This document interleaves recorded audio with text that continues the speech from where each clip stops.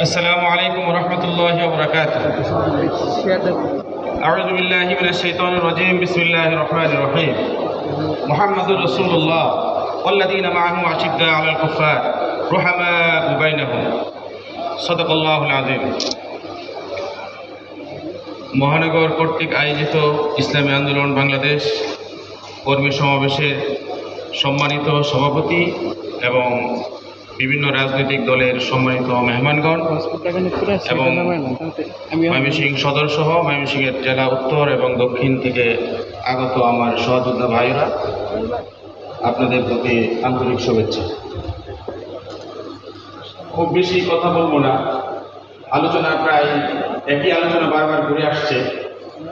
তবে আজকের এই পর্যায়ে যে কয়েকটি বিষয় আমাদের নেতাকর্মীদের উদ্দেশ্যে আমি বলবো এবং এগুলো আমাদের খুবই গুরুত্ব হিসেবে আমাদের মনে রাখতে হবে।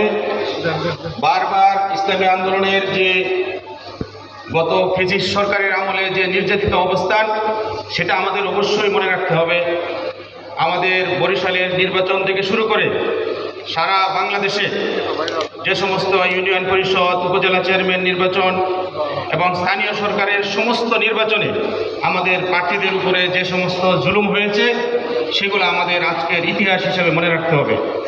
সাথে সাথে 1971 সালের যে মুক্তিযুদ্ধ হয়েছিল, বাংলাদেশের স্বাধীনতার আজকের এই 53 বছরে আমরা যখন শুনি বাংলাদেশের যারা মুক্তিযুদ্ধ করেছে তাদেরকে মুক্তিযুদ্ধ ভাতা হিসেবে তাদের ছেলে মেয়ে, আত্মীয় স্বজন, বংশ এবং নাতি নাতকর সমস্ত লোকদেরকে সরকারের যে সমস্ত সুযোগ সুবিধা দিয়ে আসছে, আজকে পর্যন্ত আমরা সকলেই জানা। আমি বাংলাদেশের নাগরিক হিসেবে একজন মুক্তিযোদ্ধার যে সম্মাননা দেওয়া হয় সেই হিসেবে আমরা জানি। যদি আমরা সেটা ভালোভাবে জেনে থাকি তাহলে অবশ্যই 2025 সালের এই ফ্যাসিস্ট সরকারের যে পতন হয়েছে, আজকের যে অবস্থা, 2024-এর 5 আগস্টের যে সর্বপ্রথম যিনি মুক্তিযোদ্ধা, তিনি আমাদের আর কেউ নয়, ইসলামী আন্দোলন বাংলাদেশের সমস্ত সেন্ট্রাল নেতাকর্মী এবং ইসলামী আন্দোলন বাংলাদেশের সমস্ত নেতাকর্মীরা যে মুক্তিযুদ্ধ করেছে। 1971 সালের মুক্তিযুদ্ধরা যদি আজকে পর্যন্ত সম্মাননা পায়, আজকে থেকে আমাদের এটা স্মরণ রাখতে হবে। এই আজকের ফ্যাসিস্ট সরকারকে বিতাড়িত করার জন্য আজকে আমাদের ইসলামী আন্দোলনের যে সমস্ত অবদান, আমরা সেই মুক্তিযুদ্ধ হিসেবে আমরা এটা দাবি করি।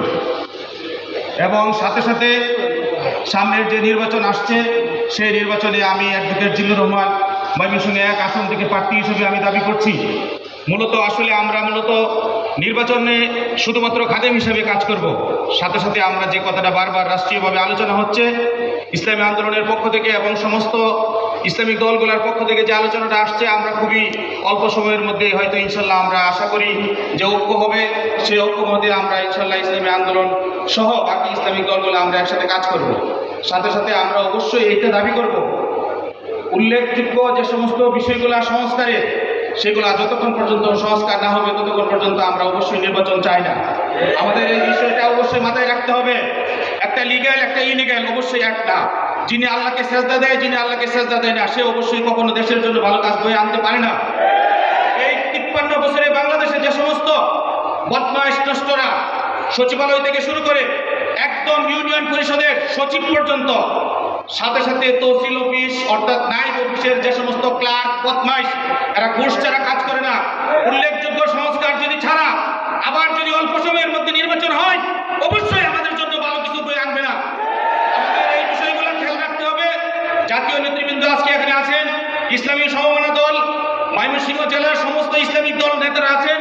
আমি সবার কাছে উদারত আহ্বান জানাবো, অবশ্যই সংস্কার, তারপরে নির্বাচন, উল্লেখযোগ্য নির্বাচন, এবং সেই নির্বাচনে উল্লেখযোগ্য ব্যক্তিরা সমাজের খাদেম হিসাবে আবির্ভাব হবে ইনশাল্লাহ। আমরা চাই এই দেশে ইসলাম ভিত্তিক জীবন ব্যবস্থা হোক, আমরা চাই এই দেশে ইসলাম ভিত্তিক সমাজ ব্যবস্থা হোক, এই দেশে শরিয়া কোর্ট চালু হোক। আমি আইনজীবী হিসাবে আমি চাই অবশ্যই শরিয়া কোর্ট চালু হোক। আমার ইচ্ছা আমি কোর্টে এই শরিয়া কোর্টের বিচার পরিচালনা করব, অথবা আমি জেনারেল সিস্টেমের বিচার পরিচালনা করব, তাতে কোনো আপত্তি নাই। কিন্তু নাগরিককে সুযোগ দিতে হবে শরিয়া ভিত্তিক, ইসলাম ভিত্তিক সমাজ ব্যবস্থায়। এবং এই যে সুদ ভিত্তিক জীবন ব্যবস্থা, আমাদের এখান থেকে আমাদের বের হয়ে আসতে হবে। সময় খুবই অল্প। ইনসাফ ভিত্তিক সমাজ ব্যবস্থায় ইসলামী দল এবং ইসলামী আইনজীবী পরিষদ থেকে শুরু করে এবং সমস্ত বাংলাদেশের ইসলামী দলের একত্ববাদ হয়ে ঐক্য হয়ে কাজ করার জন্য নেতাকর্মীদের সবচাইতে বেশি ভূমিকা। এই দেশে ইসলাম ভিত্তিক সমাজ ব্যবস্থা হোক, ইনসাফ ভিত্তিক বিচার ব্যবস্থা হোক, এই আশা ব্যক্ত করে বিদায় নিচ্ছি। আসসালামু আলাইকুম ওয়া রাহমাতুল্লাহি ওয়া বারাকাতুহু।